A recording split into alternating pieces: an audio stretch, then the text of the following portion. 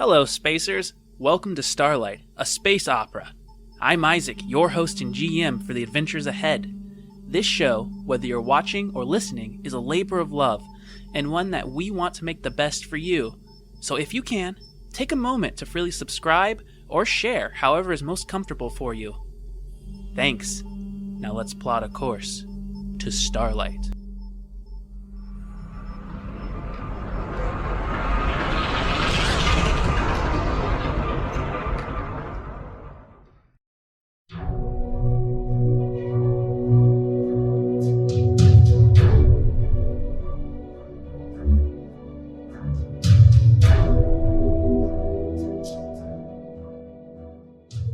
Third time's the charm, folks. What am I talking about? Who am I? Where? Anyways, hey, welcome to Starlight. Good to have you here. Honestly, this has been a crazy blast, and we are so happy to have you. I mean, come on. Clive Jensen is literally dying in his seat with... I don't know, what emotion is that? Excitement for my poem. Oh my gosh. Okay. Quick round table here. We got Sam playing. Clive Jensen. We got Nathan playing. Alice.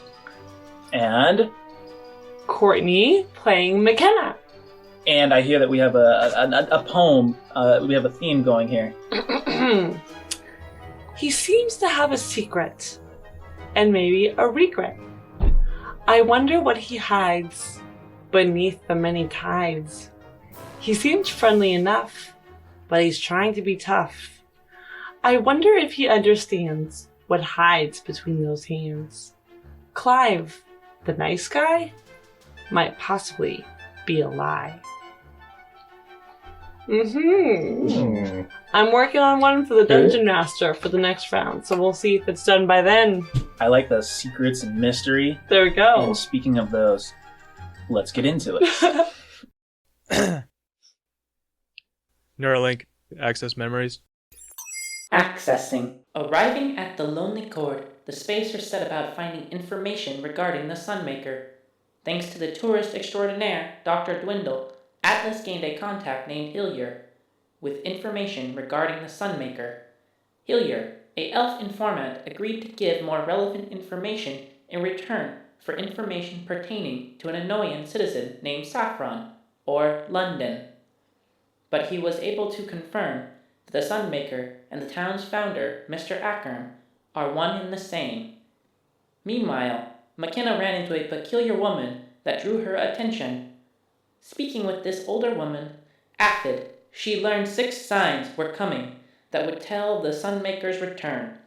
Just as Makena began to probe deeper, the windows around the bar burst as what appeared to be a technomanced undead clawed its way in and began to assault the patrons. Falling into combat, the Spacers were successful in fending off the attack. But even in the triumph, it is apparent more is going on here than meets the eyes. Memories retrieved. The screen wipes up, and we find ourselves, the 3 of you, Clive, kind of in tatters, having just healed yourself quite a bit using your nanobots and the technomancy. Getting real tired of this. Makena having set fire to the Lonely Cord, put it out, while also fighting the zombies, and Atlas simultaneously intimidating those who were helping him and cleaving things in half. We left off with the owner of the establishment, Thyra, holding a Gatling gun, having just fired about 50-ish rounds just over and over again into this dead body until it's no longer even twitching. The crowd's gone quiet. She looks around at all those who helped and just says, "Drinks in the house, boys and ladies." And she starts to head back to the bar and immediately just begins pouring drinks. Not even like she steps over her broken servobots. She steps past those who are dead from the attack and just with a cold callousness just ignores all of it. throws down the Gatling laser rifle onto the ground with a and just starts pouring drinks. She's not even counting who she's pouring them for, just starts pouring them, takes a handful herself, and then looks around at all of you and just pushes the drinks out. She just goes, shit's getting real old. So it's getting real old. This seems to be something that you've dealt with here before. I see that huge weapon stash in the back. What the hell is going on here? She looks at you, raises an eyebrow, then kind of steps back and closes the door so you can no longer see the weapon stash.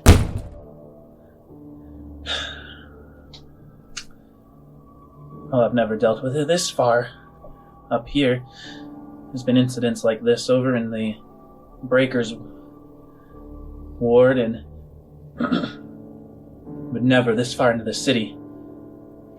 To be frank with you, Clive, I have no idea what the hell this is. This is something the militia put out as a concern. She takes another drink, and she says, someone or something is having a fat laugh, reprogramming dead bodies with technomancy to cause panic and ensue chaos upon the fair people here and on my trade. She looks around at the broken glass windows where the creatures busted through, and she goes, and now I have to deal with this shit.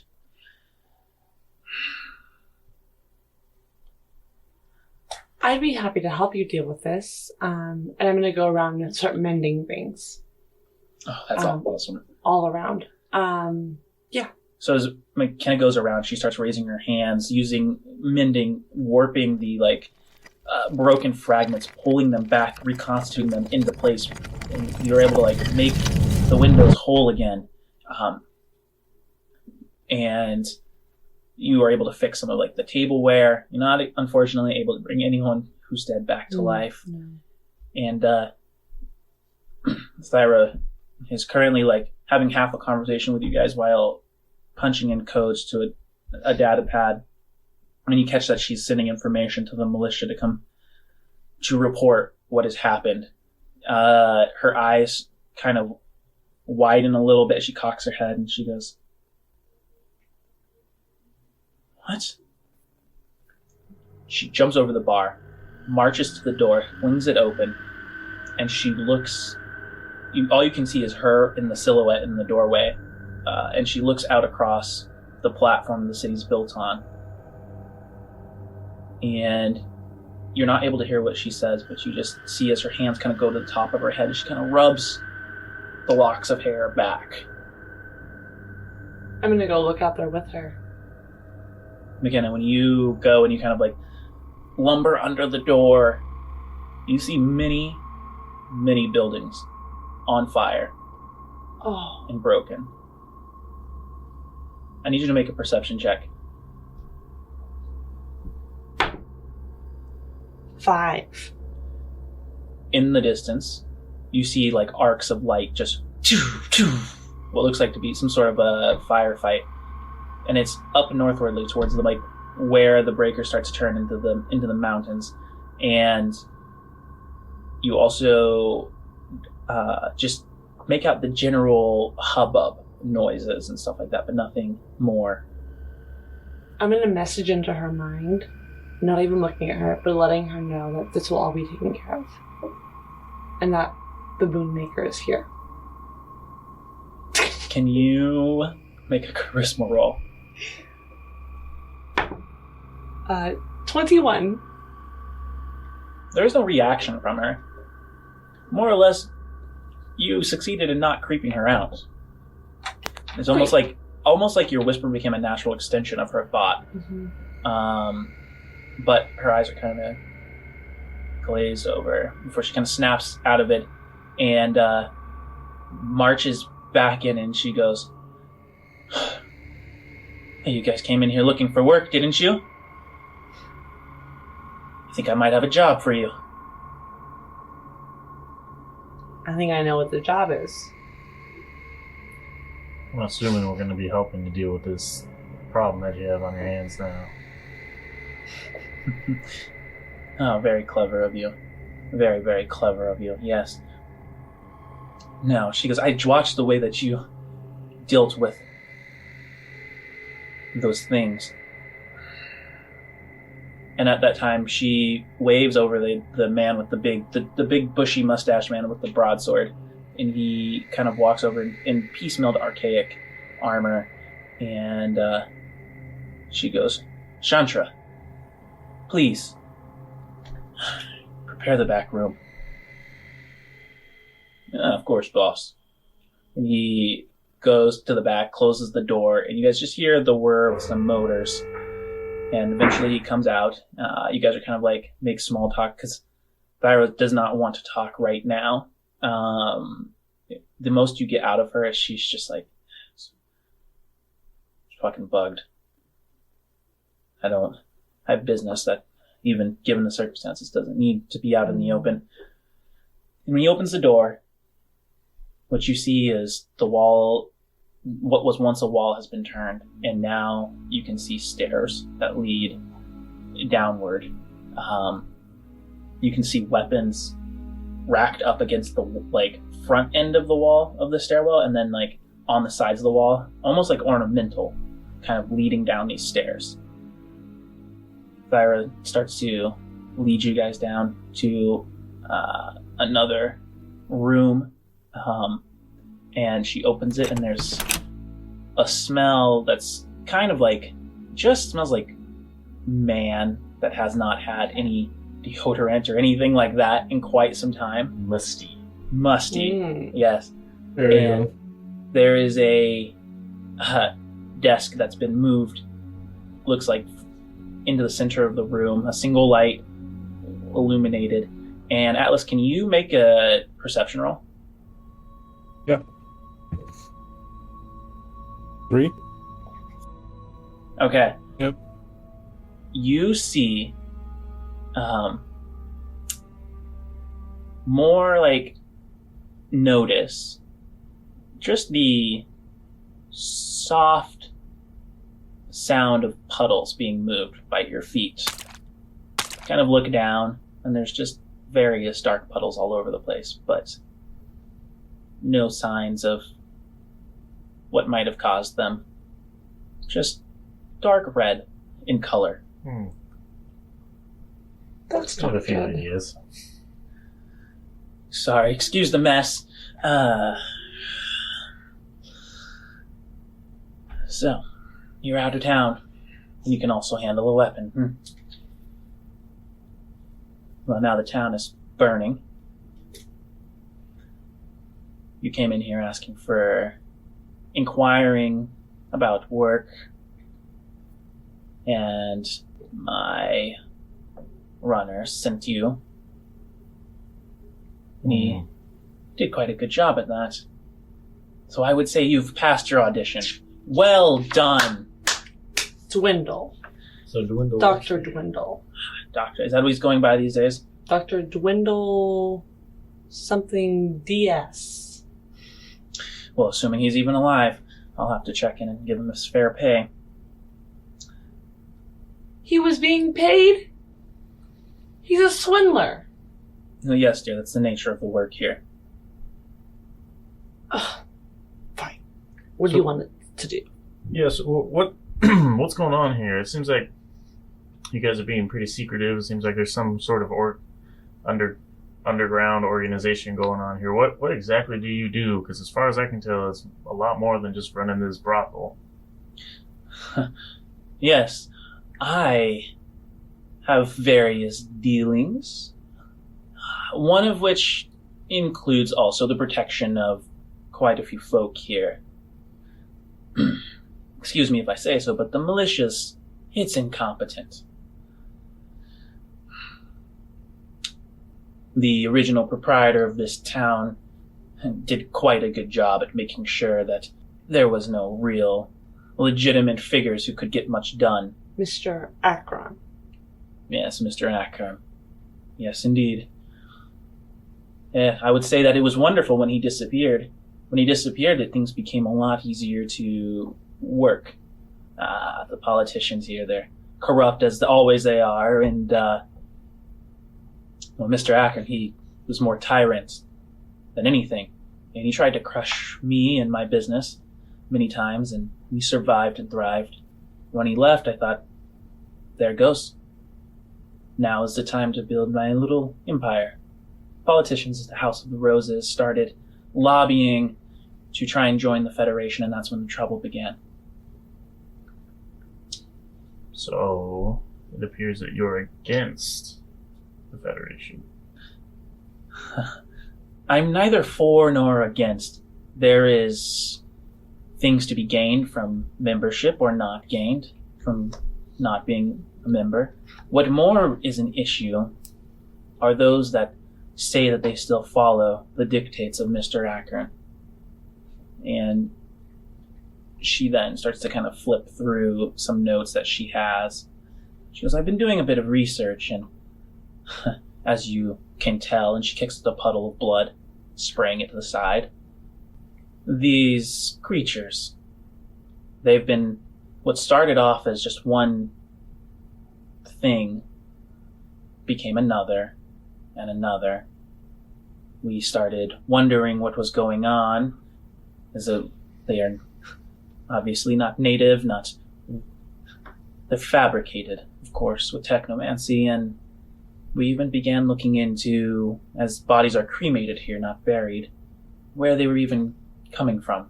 That's when we started learning about the disappearances. Not just disappearances of live folk, but disappearances of bodies sent for the cremation.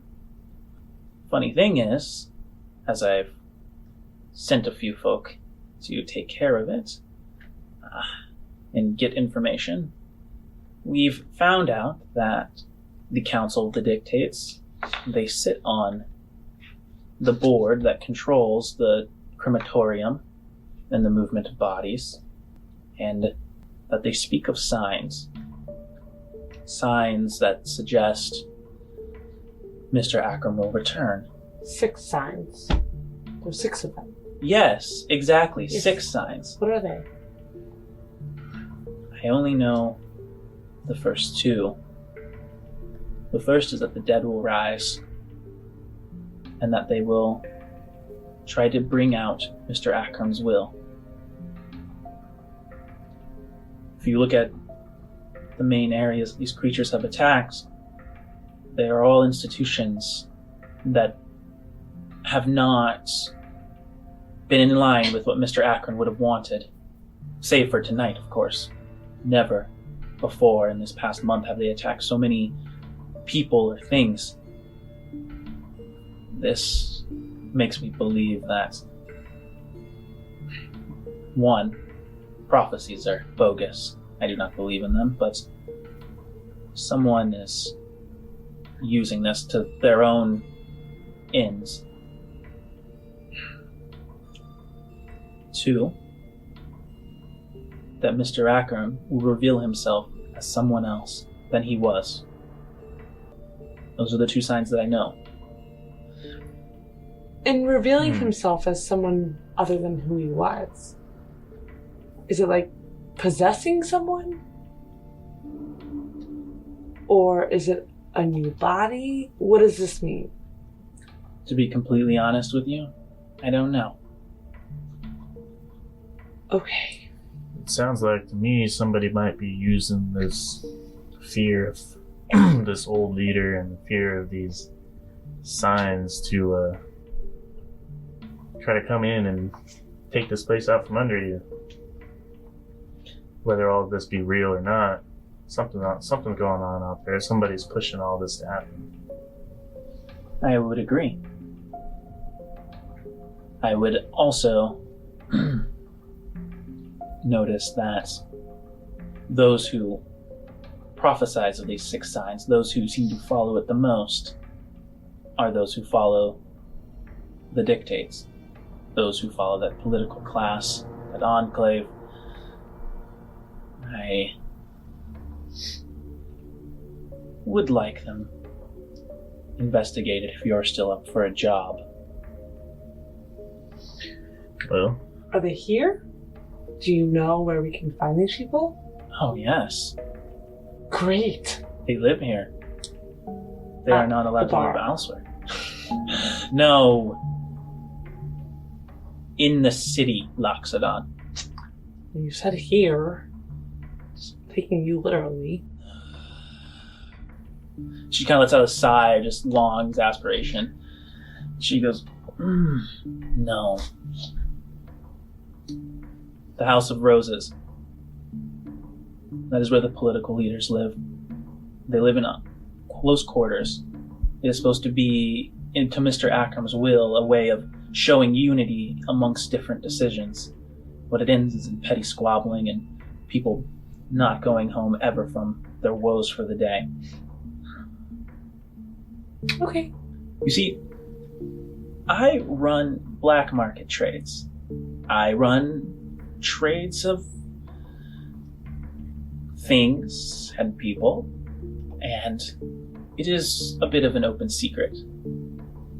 I have enough people around me that the house would never dare act openly against me. That being said, they go awfully out of their way to stop me from getting what I need done if it involves investigating them or following up with them. And she says, I'm sure you noticed not a single member of the militia showed up to protect this establishment. I hate to say it, but I'm the reason.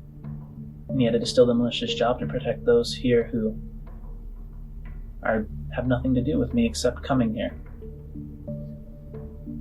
Just to confirm that we're on the same page, what you're saying is that the House of Rosen is the political leaders, and what I've gathered is they are trying to make a connection with the Federation or join the Federation. But what you're also saying is that Mr. Akram is involved with the House of Rosen? Mr. Akram And set up. Mr. Akram did not want to join the Federation initially, so I'm a little confused as to how these two are combined. She leans in and she goes, no, Mr. Akram started the House of Roses. They were originally leaders of his, let's just say, cults. Okay. Those who would deliver the words. And now, with his absence, they've devolved into a political class. Got it. I forget that you're not from here, so I've not made myself as clear as I could be. And she brushes some of her halfling curly blonde hair around the back of her ear, and she breathes deeply and goes to the side of the wall and starts pulling off some knives and setting them onto the table. And it seemed like a habit, just like sharpening the side of it and kind of playing, like almost like cathartic. Like, I think, Atlas, you probably understand this quite a bit. And she goes, no, the trouble started when the two political classes started clashing on whether they would join the Federation or not. That is when I first heard of these 6 signs. As far as I know, they did not exist until the elected leader of the Affirmed tried to fight to join the Federation. And when they did that, the leaders of the Dictates said that this was not possible, as it went against Mr. Akerms' will, and Mr. Akerm would return with the 6 signs. The 6 signs being, and she motions upward to the door where all of that commotion occurred, and the destruction and death. And she goes, and I can't help but think that they're connected. That is fair. What do you know of someone named the Sunmaker?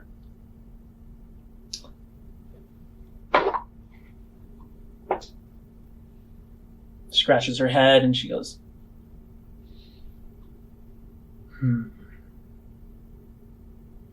I know that he and Mr. Akerm are one and the same. What does that mean? One and the same? Like they're the same person? Yes.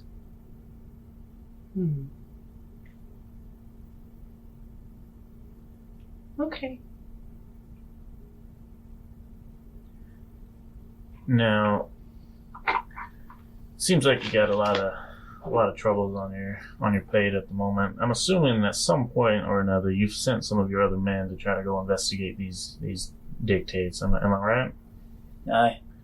Have they learned anything, or has anybody come back to you with anything substantial that might be able to help us out? Actually, yes. Indeed that they have. And she stands up, starts kind of pacing back and forth with her hands behind her back. And she says, we began with short investigations. Ultimately, we came up with all the information I already shared with you. Then we resorted to abducting and forcing information out. Hence the dark pools of questionable liquid on the floor. Yes. Hence the dark pools of questionable liquids on the floor. You understand the job well, don't you? I have been around I've been around quite a bit. Yeah. Well, northwardly, to the mountains, my men came upon the leader, information flowing cordially, that the leader of the House of Dictates was involved in affairs with many of these bodies that seem to have gone missing. He directly owns the crematorium, and even though he claims that they just went missing, seems to have information otherwise. So we started following him. He grew the wiser to it. He's set clever traps indeed, and one of my men came back dead. Again, there was nothing that we could pull to point to the leader. So instead we started following him. And in the mountains up north, there's a crevasse. He goes there regularly. Always under the veil of nights. Have you sent somebody out that way before? Oh, yes. Oh, yes. And they returned. Dead, I'm assuming. No, alive. But not willing to go any further.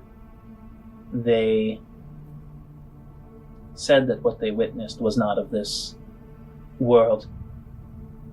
They described a temple, a ground hollowed that took their breath away. And as they descended further into this temple, following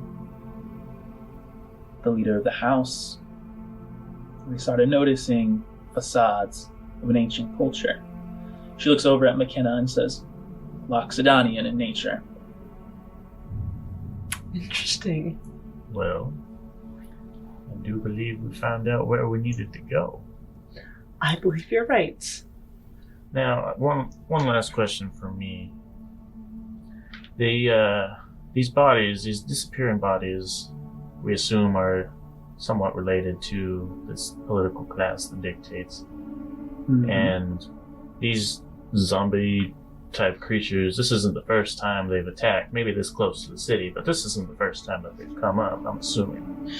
No, we started trying to join the Federation. We, as in the House of Roses, about a month ago. And It started corresponding the attacks with that. Now, have any of the political classes come out and said anything about these attacks? That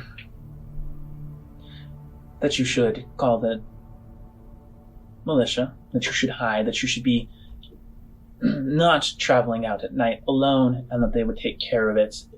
The House of the Elected, they say that it is members of Mr. Akerms' cult trying to stop them from joining the Federation, saying that this is not what he wanted. Those who belong to the House of Dictates, they say that the closest of the family are dead, of course, and they off to themselves. What do you think? What do I think? I think that the family is not gone. I think that the family is closely tied to the House of Dictates. Mm-hmm. And I think that there is proof to be had. Let me tell you about the leader of the House of Dictates. Why don't I? And she starts to, again, pull up more information until eventually she finds what appears to be a gray that has these big bulbous eyes. They're pretty like asexual. You can't really tell where they stand. And she goes, "This is Speaker Holst. Take a good look. You'll know her by her eyes." You can see that the eyes, which denotes the differences in grays, is purple and long slits. And she says, "Speaker Holst, we tore the place apart. Their home. We looked for anything that would incriminate them. And the closest that we could get to finding something was this." And she holds up out of her pocket a pendant with the sun emblazoned on the end of it. And she throws it to the ground. And she goes, "It was Mr. Akerms himself who would wear something like this. It was Mr. Akerms himself who claimed this to be the family symbol. And it is the family, according to those that we have procured information from in friendly negotiations. It's the family that believes in the coming of these signs. I consider me maybe old-fashioned in this, but I think that when something like this is happening, it's always happening at the highest level. If you can bring the proof, I have no problem killing this person. But I am not a killer myself. And I will not bring my own justice without proof first. Mm-hmm. And what better than having outsiders who have no connection to me to look into it? All right, well, if you want us to start looking into this, I do believe we're going to need a little bit of compensation. It seems like pretty dangerous work we're getting ourselves into. And she sweeps her eyes to you, Clive, and to Atlas, and says, "Compensation. That can be arranged, and how much are you thinking? What are your services worth?"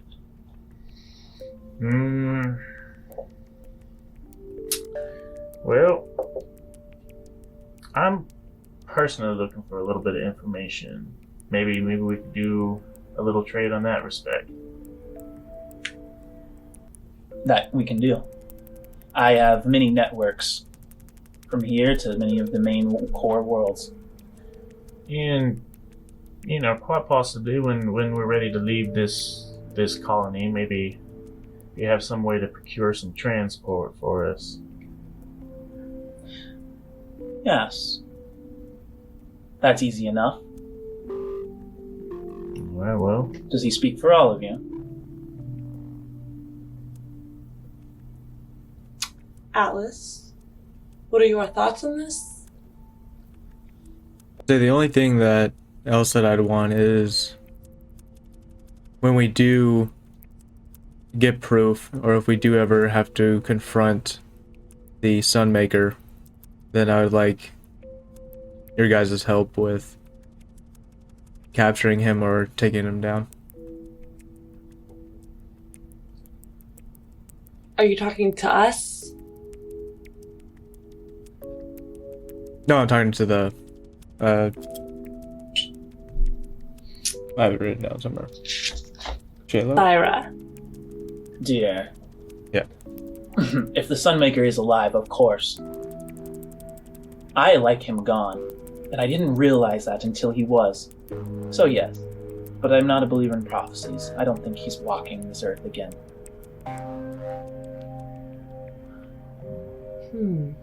It would be unfortunate if he were dead. I would like to be paid.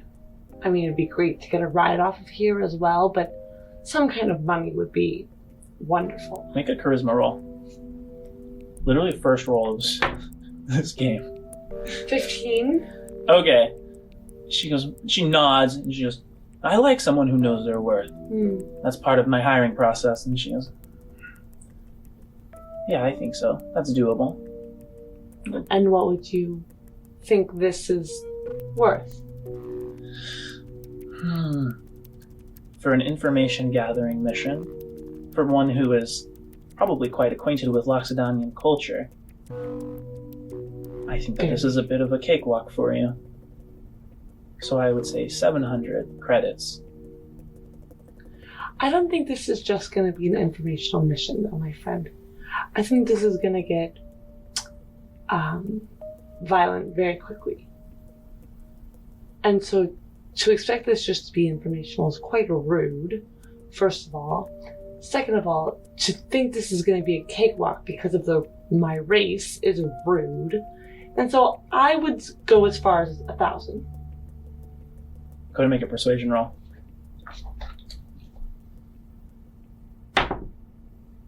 13.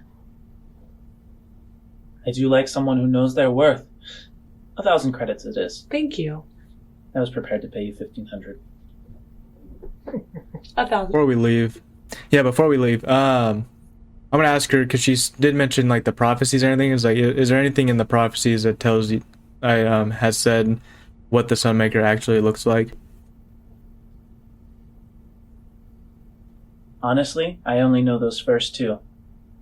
Now, from talking to our acquaintance, those who belong to the elected leader, Holst, their inner circle, they seem to know the most. We are in the process of procuring another informational source, but the inner circle is hard to breach. If you think you can get it, you'll probably be able to do it faster than me, as I am a very careful woman. One more question. There was a patron in your bar tonight. Her name was Afad. She was an elf. She was sitting at the middle of the bar, right-hand side table, looking very hesitant and nervous. And I do believe she was very much on the inner circle. Do you know how we might contact her? She thinks about it. She goes. She starts to ask you questions and get the description of this person. I don't know if I've ever heard of this person. Let me check. She's a family member of this cult. A family member, you say? Yes. In my bar, without my knowledge? Yes. Fascinating. She starts to pull up the data pad information, looking at the camera array within. You guys watch the replay of this attack in slow motion. You watch as Atlas just disintegrates a hole in the wall, and that's when she kind of like says, it's a good shot, but the wall. And she pulls up the data pad for you to see. She goes, you tell me you were talking to this Afad. There's no one. It's just you, Makena, sitting talking to no one. Oof. I need you to make... Everyone here make a perception roll. Ooh. 12. What is with it? 4? That's 1. Yeah, 20. No. Clive, you catch this one, like, half second of a glitch in the chair where Afad was, where Makena claims, and it looks almost like a body real quick, but it's just like, and it's like nothing. Hold the video there real quick. She goes back a bunch of times trying to catch it and finally gets it stuck on the glitch at your recommendation. And I need you to make an insight check on it, Clive. What? 15. You look at it, it's a strange silhouette. And as you kind of like start to zoom in more, you can make out a pattern, and you realize that you're going to need to potentially get into the coding of the data pad. Can Thyra see this as well? Thyra's looking at it, and she's just kind of like has her palm over her mouth, just stroking her chin, and it's just like, interesting. Makena, what more can you tell us about this figure that you were talking to? She was an elf. She was very, very thin. She, pale. She had the necklace, the golden sun necklace. The sign of the Sunmaker? Yes.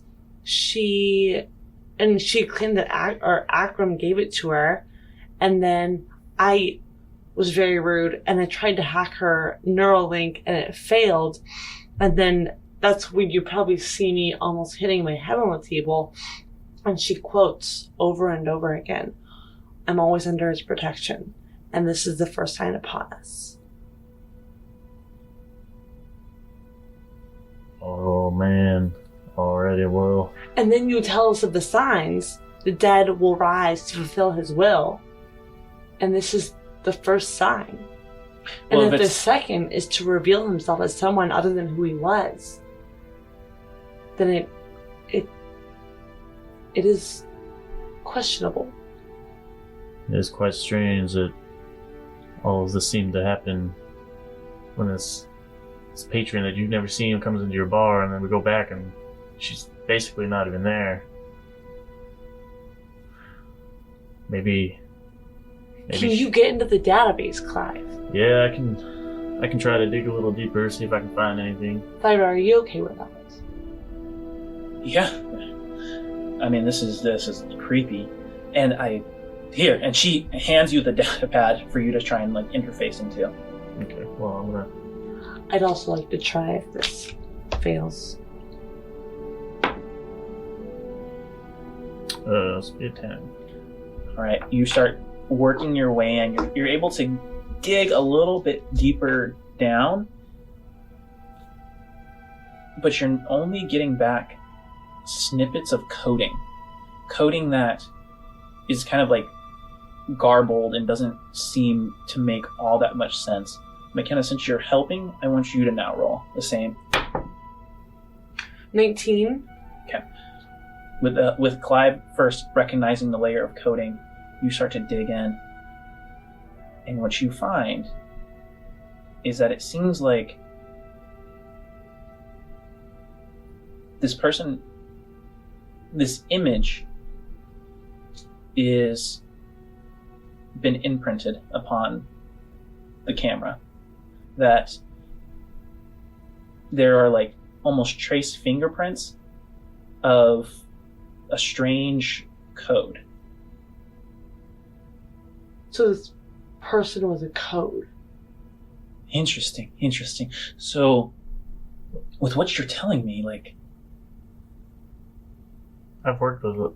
I myself have worked with a lot of machinery before, but I've never seen something like a code actually manifesting itself as a being. And you said you talked to her? Like, she actually spoke? Yeah. She was awkward and kind of hesitant looking and looking out the window and back at me, but she was there. I could touch her. And you said you attempted to hack into her interface. I did. It wasn't very nice. But how could you have hacked into her interface? I couldn't hack into she her wasn't interface. I mean, I was hit with a huge firewall. I did. Which means if you were hit with a firewall, there must have been something there for you to attempt to interface. Yeah. Unless... No. Oh, well, what is it? I mean, we got nothing here. I mean, is it possible that your Neuralink interface was hacked? Oh. That would mean that there was somebody else here in the bar that had access to her. How do you know if your Neuralink is hacked? Well, depends on how You're going to need to go back through your own coding. Okay, well. I want you to go and make an interface unit with your Neuralink.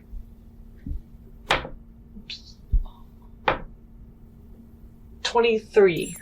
Makena, you replay through all of the memories. You start kind of like fine-tooth combing through them. From the moment you guys walked into the bar of the Lonely Chord, you don't find anything as you're going through the whole thing. Then you go back and replay it because everything kind of running backwards. You move it further out to when you're approaching it. It was hacked. You don't find it again. You move it further back. Then you rush forward, trying your best to find it. And then there's just a small snippet, a small clue that you catch on to. When you first walked up the Lonely Chord, you were met by the true brothel robots. Upon looking at your Neuralink, there is a moment where when you speak with the first one, the first robot, there's a brief fuzz in your interaction with them. And then it disappears. And shortly after that, you see a woman. You go back, you replay that one more time, and you see that the robot, seconds before the robot makes eye contact with you, it is no robot. It is a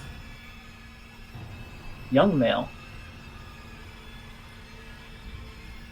You can only tell he's a male because he has a beard, hooded, and he's just, as you're walking up, sweeps your memories and sweeps and looks straight at you, and suddenly that fuzz happens and turns into the robot that you interact with.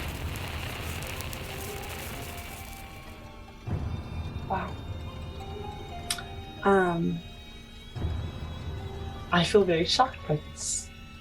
How can I tell how far he saw my memories?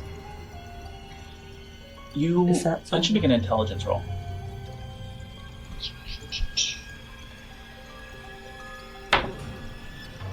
A nat one. You have no idea how much information he could have gotten out of you, but what you do gather is that he somehow changed himself to appear as a robot. And assuming that Clive and Atlas saw the robot as well, he did the same to all of you. In a stunning feat of hackery.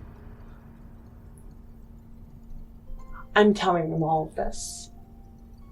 And also telling them that dependent on how far back in my memories that he got, we could be in grave danger. Well, what do you mean? What do you know that he might have been able to pick up on?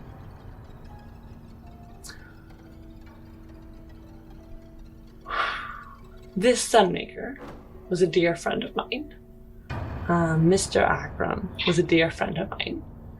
And I heard that pen. Was a dear friend. And amongst our time as friends, he and I and another friend did things that I'm not proud of. And I have left behind, but it seems as though Mr. Akerms or the Sunmaker, or I know his real name, which I will keep private, may have gone down an even darker path than what I thought possible. I thought he was leaving the things we've done behind, but I think he may have twisted it further. Or if Mr. Akerms has truly come back in a new body, maybe he possessed my dear friend, and I can only hope that is the case. and that he has not actually become this person that he is said to become. Wow, that's a bit eye-opening there. I'm not even sure how to respond to that. I was not sure how to say it. It's like, yeah. So, you were close with him? Extraordinarily close. He was my greatest friend. Now, this family that he's... I know nothing about this. So that was after you guys had split? Yes. And you left because... Because my daughter was murdered. Okay. Was it Akerms? No. Nope. He was gone prior to my daughter's murder. Which is, I'd hope, that he was not who I thought he was, because I thought he left. And I was going to search out why he left, what was going on. When we were in the train station or subway or whatever they call it these days, and we saw the face of that person that turned me into a ghost, that is the man who killed my daughter. And my fear is that he is here on Thyra Colony. And if he is here, we are all in grave danger. What kind of danger are we talking about? What is he capable of? A better question is, what is he not capable of? Oh. Atlas, do you have anything to say about any of this? For one, it would probably have been more helpful if we knew beforehand. Well, how do you tell someone this? Well, it is not... In her defense, we haven't all been quite open with each other up until this point, so... It's true. This just seems the Sunmakers played a big part in what's been going on recently. Although I am curious, did you know the whole time where we were supposed to go? No. Well, I think we're going to have to revisit that a little later. Yeah, I'm an inside checker. Right now, we need to figure out how we're going to approach this. Because I feel like if one sign has already popped up, we don't have long to go before these things start to continue. Yeah. That's true. And she's standing next to Atlas, kind of going through her datapad while mostly Makena and Clive are talking. She's like scouring through it with you, Atlas, because she's taking the information McKenna gave her about wanting her robots not being real and just like not believing it. She's like, you can't. Like, as Clive, you say something, she's just kind of like, yeah. Atlas, you watch as from her video server, there is, she finally finds where a man hooded walks up and takes the place next to the robot server, and then even her cameras change itself also to make it look like one of the bots. She closes in on the face a couple times, trying to get it to distinguish. And can you make a perception check, Atlas? Yeah. 3. It is. She's like, yeah, I know I can't really make it out myself. I need to know who the hell is this man? And just as she says that, you hear footsteps just coo, coo, coo, coo, coo, coo. They're running straight down. You all kind of look up just as the door slams open with a boom, and you see 3 figures, all of them. Thyra, they're dead. Who's dead? What are you talking about? The House of Roses. There's been an explosion. The opposition, they were all killed. Do you not... They were all... And she's... I understand. And I think that's probably where we want to start to call it. I was just starting to get goosebumps. Yeah.